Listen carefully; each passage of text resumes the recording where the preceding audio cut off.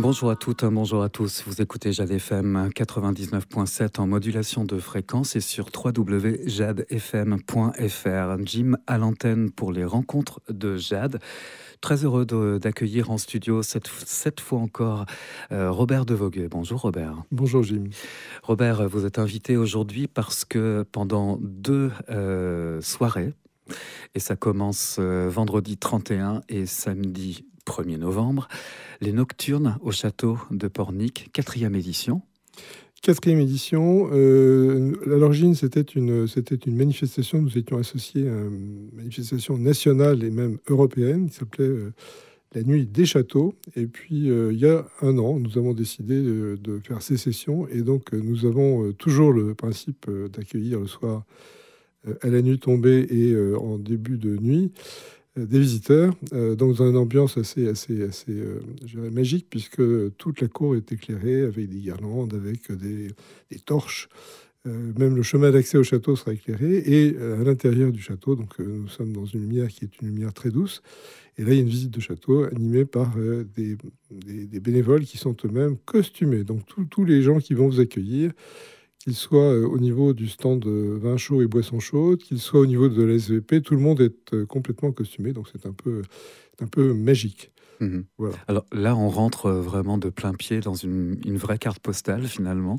C'est une carte postale. D'ailleurs, nous allons filmer alors les deux soirées, donc, mais ça donnera un petit film qui, je dirais, rappellera. Alors, ce sera sur le site du château, ce sera sur plein de sites, mais en tout cas, qui rappellera effectivement cet événement. Donc, comme on l'avait fait pour les Journées du patrimoine il y a maintenant quasiment 3 ans. Voilà. Mmh. Alors vous êtes président de cette association qui est l'association pour la sauvegarde du vieux Voilà. Pornic. Et vous ouvrez votre demeure pendant ces deux nocturnes. Voilà. Alors, cette association, c'est une très vieille association pornicaise, elle voit le jour en 1985. À l'époque, le sujet, c'était effectivement un sujet d'évolution de Pornic. Et ça a commencé avec le parking de la terrasse, justement, qui était plutôt piétonnier, qui maintenant est complètement parking. Et puis d'autres projets que la ville, à l'époque, envisageait de mettre en œuvre et qui nous semblaient ne pas respecter l'histoire. Donc voilà. Donc, cette association est très ancienne, elle a survécu, et puis aujourd'hui, elle a deux fonctions. Elle a une fonction toujours de suivre tout ce qui se passe au niveau de l'évolution de Pornic, et en particulier, on a beaucoup travaillé avec les équipes de la ville sur le site patrimonial remarquable. Et puis, deuxième sujet, cette association donc gère les Journées du patrimoine et les Nocturnes du château de Pornic. Alors, avec uniquement des bénévoles. Et donc, l'ensemble des recettes qui sont, je dirais, générées par ces manifestations, donc Journée du patrimoine et Nocturne du château de Pornic, vont alimenter les caisses de cette association. Et on commence à avoir un petit butin, si je puis dire. Et le grand projet, c'est un projet de son et lumière. Et là, nous sommes en pleine manœuvre actuellement, avec différents prestataires pour, j'espère, mettre en œuvre quelque chose. Alors, c'est compliqué, c'est très compliqué, parce qu'il y a le sujet des... à Pornic, il y a beaucoup de monde l'été, donc on se dit, il faudrait faire un truc l'été. Oui, mais si on fait un truc l'été, ça commence à 10h30 du soir. Ouais. Qu'est-ce qu'on fait avant? Donc, à Pornic, il y a plein de choses à faire avant. Mais surtout, ça veut dire qu'on a une seule séance de son et lumière. Il y a le sujet du bruit, donc il faut mettre des casques sur les oreilles des gens. Donc, si on fait une seule soirée, il faut plutôt 500, 600, 1000 personnes. Donc, ça veut dire qu'il faut équiper beaucoup de monde. Enfin, c'est compliqué. L'hiver, c'est plus facile. On peut faire des visites successives, comme on le fera pour les Nocturnes du château. Enfin, bref. Tout ça est en pleine ébullition, si je puis dire. Et donc, ce sera la prochaine grande animation du château. Après le théâtre, après les Nocturnes, après les Journées du patrimoine, ce sera effectivement ce son et lumière. Je sais que ça vous tient à cœur, ce son et lumière, parce que ça fait plusieurs années que vous en parlez à cette même place d'ailleurs. C'est un projet qui va voir le jour, hein, en parlant de lumière. Il y a des avancées. Énorme. J'ai des budgets. Alors, j'ai des budgets pour des choses très sophistiquées, avec donc des œuvres vraiment d'artistes sur l'histoire de Pornic. Alors, les 4 thèmes sur lesquels on peut se fonder, c'est d'une part, bien évidemment, les Vikings, qui sont à l'origine du château. Et puis ensuite, on a Jeanne d'Arc et Gilles de Rais, hein, grande étape historique française. Et puis, on a... également les guerres de Vendée, puisqu'il ne faut pas oublier que Pornic a été une des premières attaques militaires vendéennes. Nous sommes en mars 1793. Et puis derrière, le Pornic balnéaire, puisque cette forteresse sera sauvée par un Nantais qui va développer tout autour de la forteresse, un complexe de Thalasso, avec en particulier le fameux bâtiment qui est en cours de rénovation sur la place de la Terrasse, et qui va être une des clés du succès de cette activité de balnéo, alors on va dire thalassothérapie pour prendre un terme moderne. Voilà, donc toutes ces étapes, on voudrait les évoquer. Ça va être compliqué parce que c'est beaucoup d'investissement en termes de création artistique, mais on va essayer de combiner pour démarrer pas trop tard, à la fois du mapping vidéo amusant, et puis un ou deux de ces thèmes qui sont repris de manière plus sophistiquée. Voilà. Revenons-en, si vous le voulez bien, à ces 2 soirées. Vous parliez tout de suite de bénévoles, et en fait, il en faut des bénévoles, parce que sur le petit dossier de presse que vous m'avez fait parvenir, je vois qu'il y a des visites d'1 heure Voilà. qui sont préparées, avec un départ tous les quarts d'heure, et ça va se dérouler à partir de 18h15. 18h15, donc première visite ouverte au public. Alors il y a actuellement des réservations. Alors ces réservations, on a plafonné le quota des réservations. Donc si vous n'avez pas pu réserver, parce que je sais qu'on a des appels téléphoniques, nous avons actuellement des appels téléphoniques, des gens qui disent on n'y arrive pas, c'est bon. Aucune inquiétude, nous vendons des billets sur place. Donc vous pouvez bien sûr vous présenter sans avoir réservé. Mais c'est mieux de réserver parce que là, voilà. Donc, possibilité d'acheter des billets sur place, donc pas de contrainte. Au niveau de l'équipe des bénévoles, nous serons 19 dans le château lui-même pour les visites de l'intérieur du château, parce que c'est un peu le cœur de cette manifestation. Il y aura 4 bénévoles qui vous accueilleront dans les 4 étapes de cette visite, et puis il y aura 3 personnes dans l'escalier pour assurer ce que j'appelle les transferts d'une étape à l'autre, parce que nous n'avons qu'un petit escalier pour faire la manœuvre, donc c'est assez subtil. Voilà. Alors ça commence donc à 18h15 et tous les quarts d'heure jusqu'à 21h30. Voilà, il y a donc un départ de visite. Voilà, et dans la cour, il y aura un stand, un stand avec du vin chaud, des boissons chaudes, donc il y en aura pour tous les âges. Et c'est fort sympathique. Il y aura des braseros également, donc voilà, une ambiance un peu magique. Alors malheureusement, parce qu'il y a toujours un malheureusement, la météo est stratégique dans cette... Et donc, même s'il y a de la pluie, même s'il y a du vent, au contraire, ça crée un peu plus de folklore pour les organisateurs. Mais ça se déroule, donc il y a quel que soit le temps, quelle que soit la tempête, quelle que soit la pluie. Alors, je crois que samedi, c'est pas mal. Vendredi, c'est un petit peu moins bien. Mais voilà, donc quoi qu'il arrive, ça fonctionne. Pour parfaire cette ambiance, on parlait tout à l'heure de cartes postales, mais vous insistez également sur l'atmosphère qu'il va y avoir autour de ces visites. Il y a également de la musique baroque, et je sais que vous êtes un grand amateur de... Je suis un passionné de musique baroque, je suis un passionné d'une superbe réalisation en Vendée, qui est Les Arts Florissants, et tiré avec une semaine de concerts, choses extraordinaires. Donc, alors là, vous aurez du Bach, j'ai déjà fait le programme, vous aurez du Bach, vous aurez du Handel, bien sûr, Water Music, vous aurez du Vivaldi. Voilà, on va travailler sur ces 3 auteurs avec des choses connues. Donc, les visiteurs ne seront pas dépaysés par l'ambiance musicale de ces nocturnes. Alors, les places sont quand même limitées, et vous indiquez que vous pouvez réserver.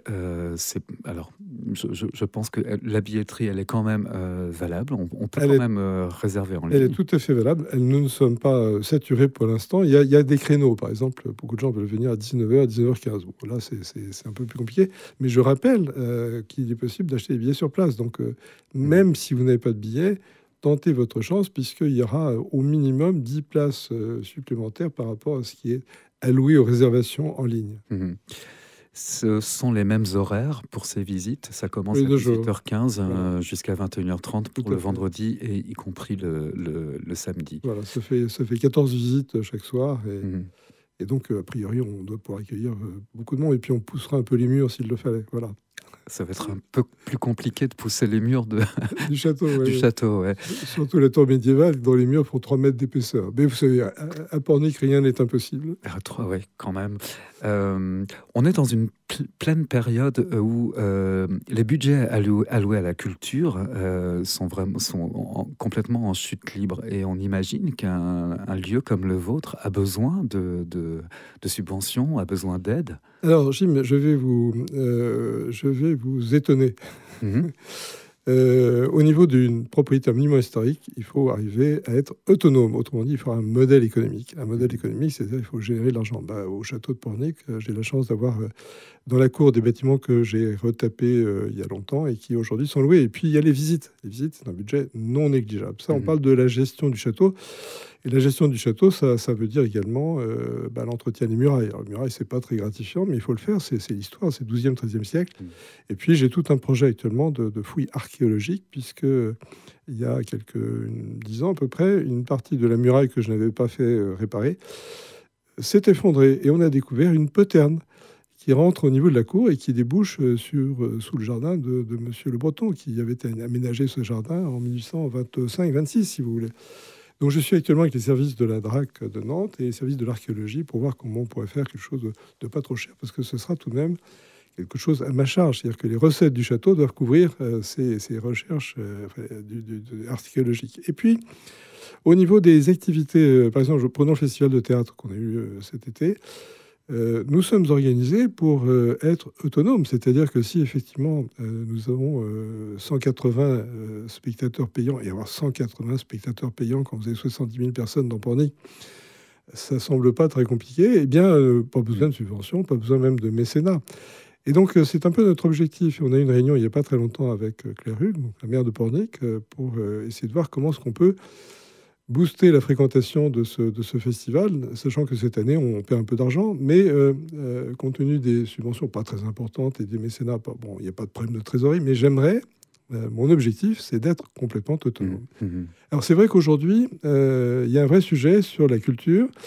Alors, il faut bien comprendre ce que c'est que la culture. Nous sommes très proches, je suis très proche de la DRAC, et en particulier de Laure Joubert, qui est responsable de tout ce qui est art et culture au niveau de la DRAC à Nantes.